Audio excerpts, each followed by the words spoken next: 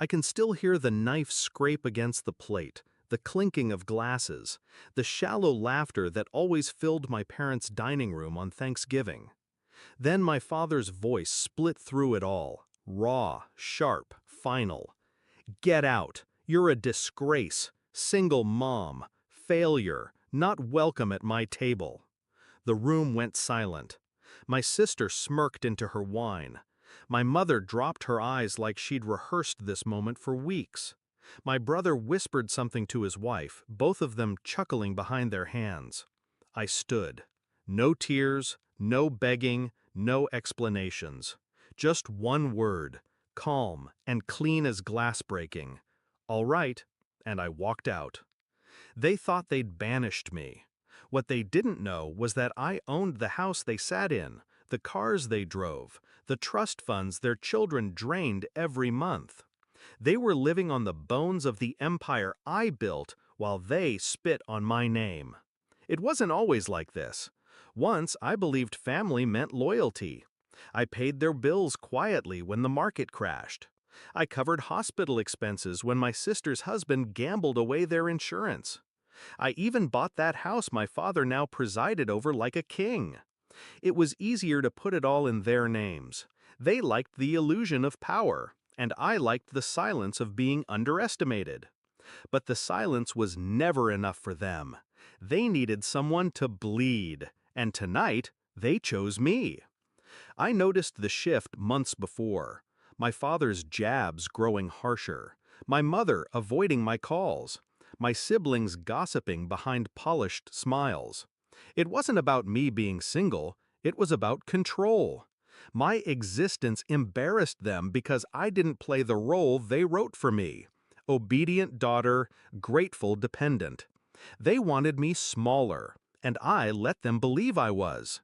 Because in truth, I was building something they could never touch. By the time Thanksgiving came, my mind was already made up. When he screamed, "Get out!" he handed me my moment. I didn't argue. I didn't defend myself. Why? Because anger makes you sloppy. Silence makes you dangerous. I drove away that night with my son sleeping in the back seat, his small hand curled around his toy dinosaur. I looked at him through the rearview mirror and promised myself, this ends now. The next morning, I opened my laptop. Dozens of pending transactions glowed on the screen.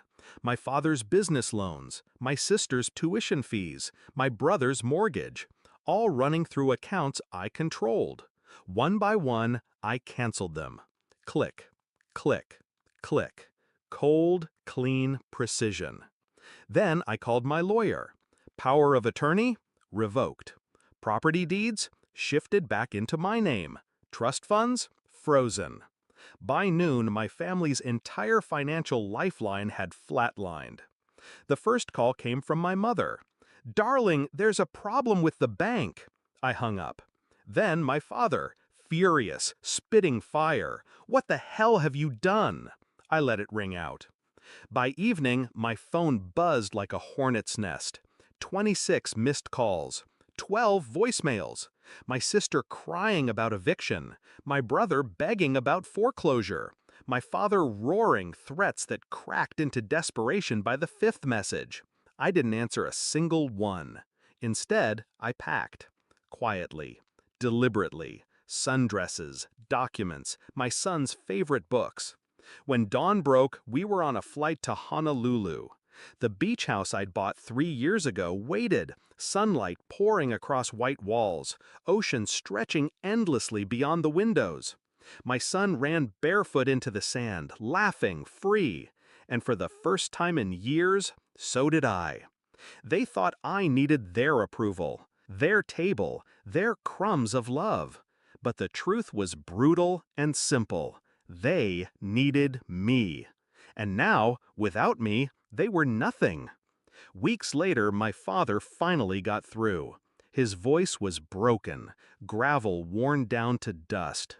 "Please, come home. We didn't know." I almost laughed. Of course they didn't. That was the point. "I am home," I told him, and hung up.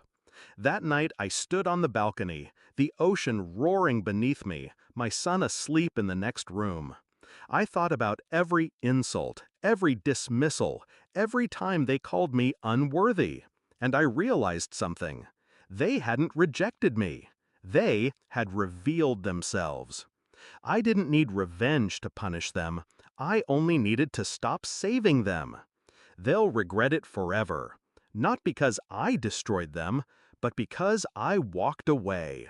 And when I did, I took their future with me. Now, all they have is each other.